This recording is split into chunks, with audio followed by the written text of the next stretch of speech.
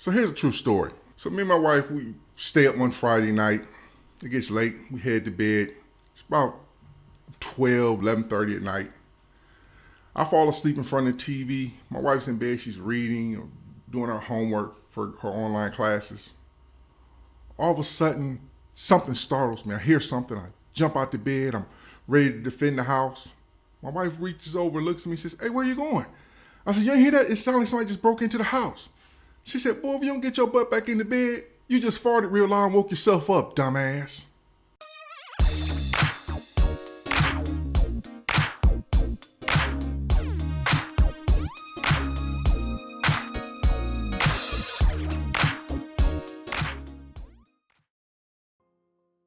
So welcome to another episode of Ask a Black Dad. Before we start, make sure you subscribe, hit that notification button so you won't miss the following episodes that are coming up.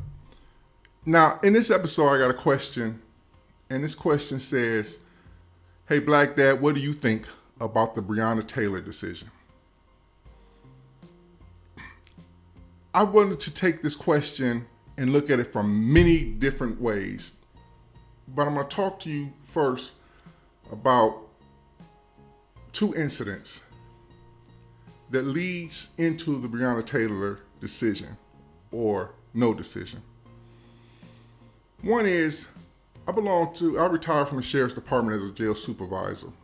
I worked with many cops and deputies, lawyers, judges, and on social media I belong to a group of retired corrections officers, police officers.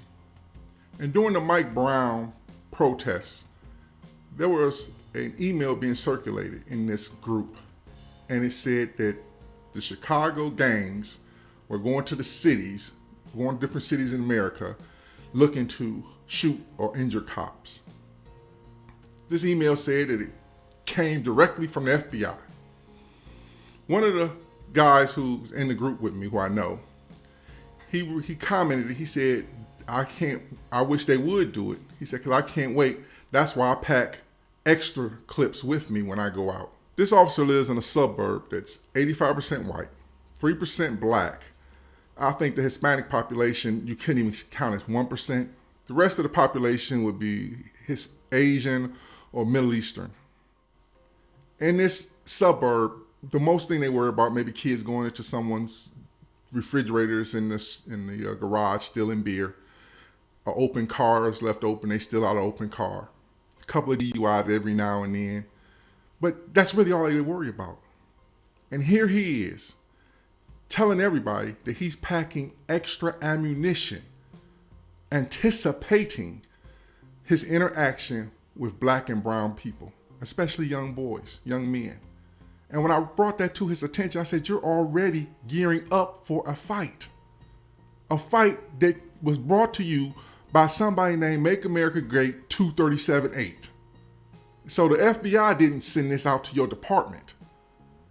The law department didn't send it out to you guys. You got it from a guy online, and you're ready to go to war, and that's going to change your interaction when you stop somebody. Maybe because he rolled across the stop sign.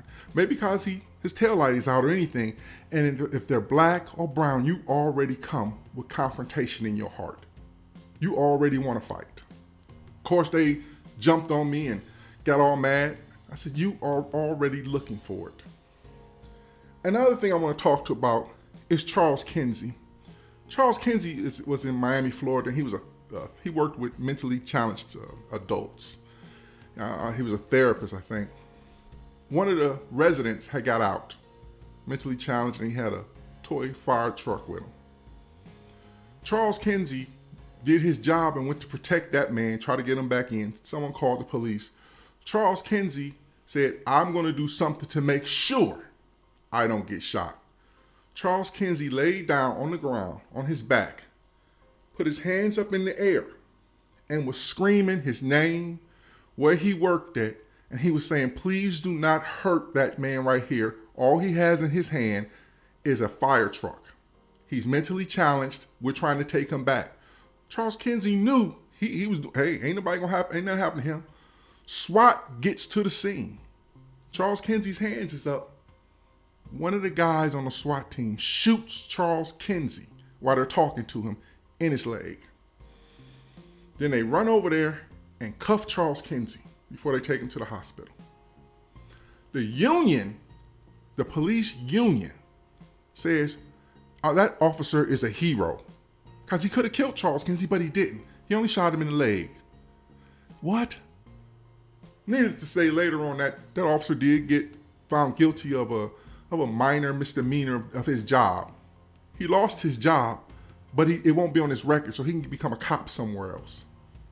That's what he got for it. And the union fought to keep his job. His mentality level was, he put on his SWAT gear, somebody was getting shot tonight. And when he saw that man with his hands up, laying on his back, giving his name, his address, he gave him everything, probably gave him his blood type.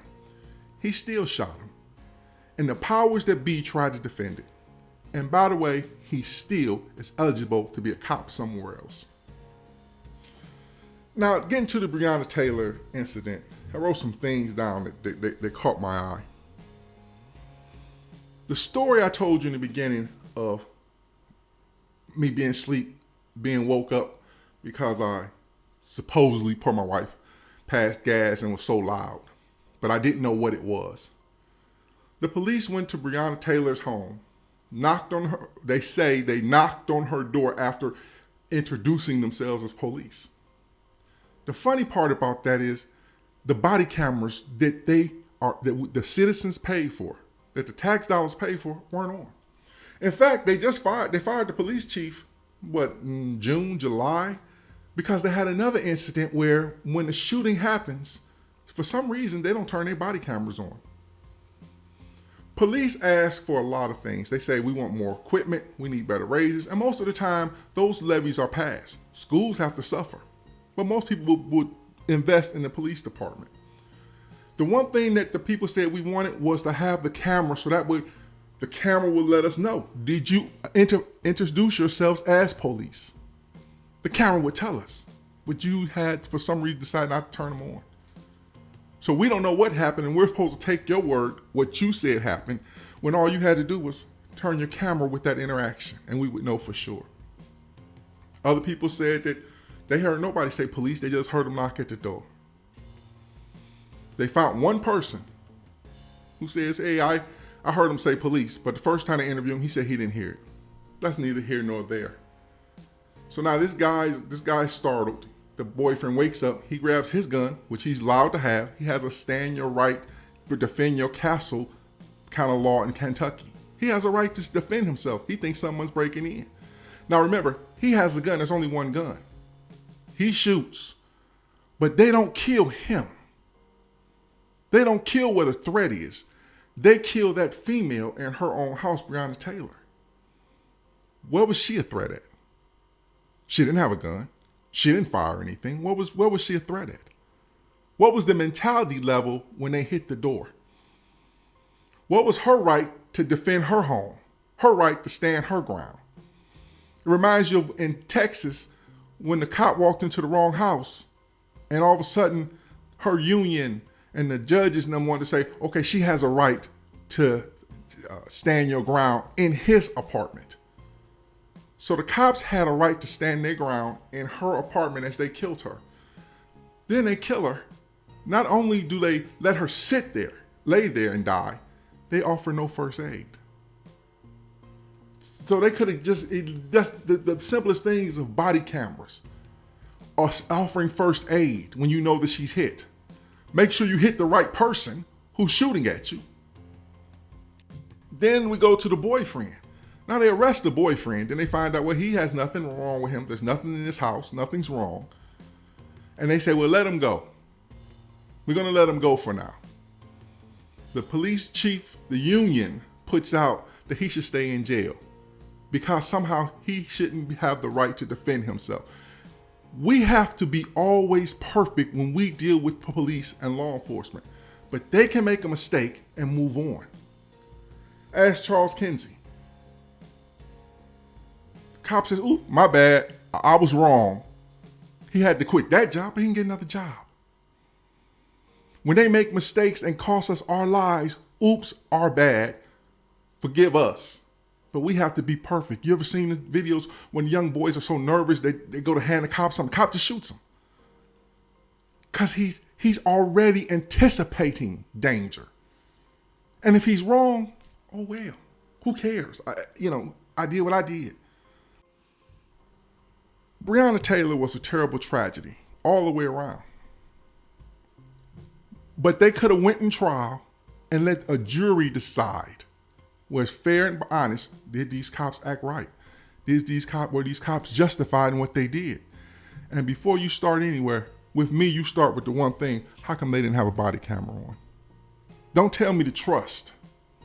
And then we gave you devices that help us trust you, and you somehow magically turn them off and they only come on after she's dead. There's something wrong with that. I don't think nobody should go to work and not expect to come home, but I also think we have to be mindful and careful of the mentality that comes to us from police departments when they hit a scene. We have to be mindful. It's not a us versus them thing that they try to make it. They're there to serve and protect, not to put a wall between us and them. They need to know that the body camera is there to show us that they're doing their job. But when it mysteriously is not turned on or turned off, you gotta wonder, why is that? How come they're not paying the price for that alone? That should be punishment to get them off the force, period. Because it makes it look like you're hiding something. You've had those cameras for years, you know how to turn them on. So we end every episode with a quote. And this quote comes from Dr. Martin Luther King.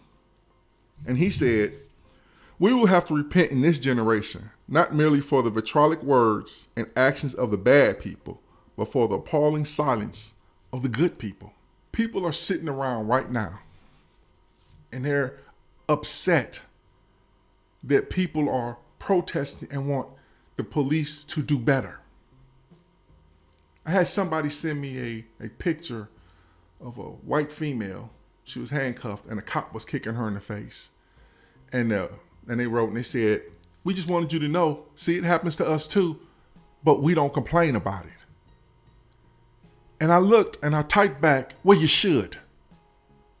You don't sit up there and say, it's okay for the cops to kick that female in her mouth when she's handcuffed. And you say, well, she had it coming? How do you know? And even, when did the cops become judge, jury, and executioner? I worked in the sheriff's department. I've seen a lot of things. I've seen terrible things. I've seen bad things. But when people say there's no racism in the police department or law enforcement, I want to ask them just one question. Then why are there black organizations to protect the rights of black officers? If there isn't racism, you wouldn't need these units and organizations there to ensure that black officers are treated just as well and equal as the white officers. So what does that tell you? Marine Corps taught me a long time. The Marine Corps, we don't make assholes, we just perfect them. If you were a racist when you went to the Marine Corps, by the time the Marine Corps finished with you, you were a killing racist. If you're a racist when you go into law enforcement, by the time you finish, you're just a racist with a badge and a gun. They just perfect them. Let's make it better. Stand up, speak out. And until I see you in 2 weeks, remember, I love you.